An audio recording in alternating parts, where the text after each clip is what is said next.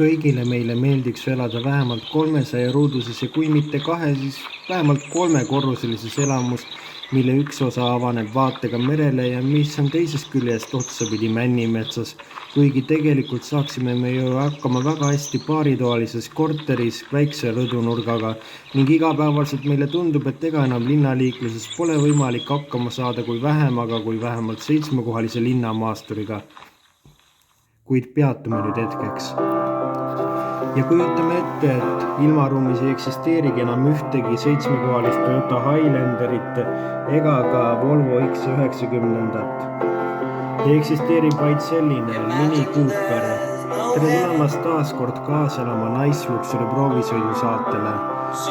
Mini külastas Nice Luxuryt viimati ligi 9 aastat tagasi, kui tähistas ta oma 55. sünnipäeva, kuid sellest hoolimata näeb ta siiani välja vägagi vaieldamatu osana Briti kultuuripärandist ja mis siis, et ta kuulub juba üle 20 aasta BMW omandusse, toodetakse teda jätkuvalt vaid Suurbritannias.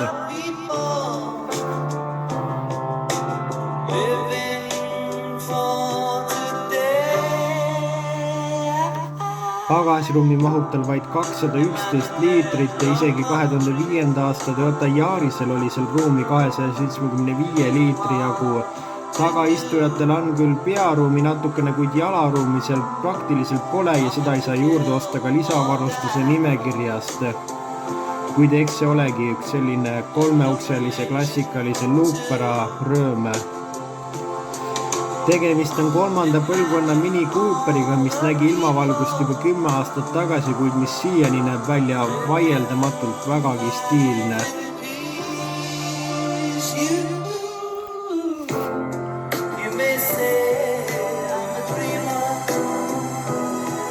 Interiööris on olemas tal 8-tolline multimeediasüsteem ja 5-tolline näidikupaneel, satelliitnavigatsioon ning 6-käiguline manuaal või 8-käiguline automaatkäigukast ja väga head materjalid, ainult laekaid on seal vähevõitu, aga näeb ka see vägagi traditsiooniline välja, just nii nagu peab.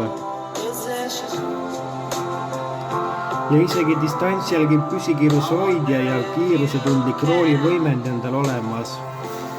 Ka mootori valik on tal vägagi traditsionaalne ja seal on 1,3 liitrine turbobensiin, millel on 136 hobujõudu või siis 2-liitrine turbobensiin 178 hobujõulisena ja isegi diiselmootor on nõus sulle appi tõttama ja seda lausa 230 hobujõulisena.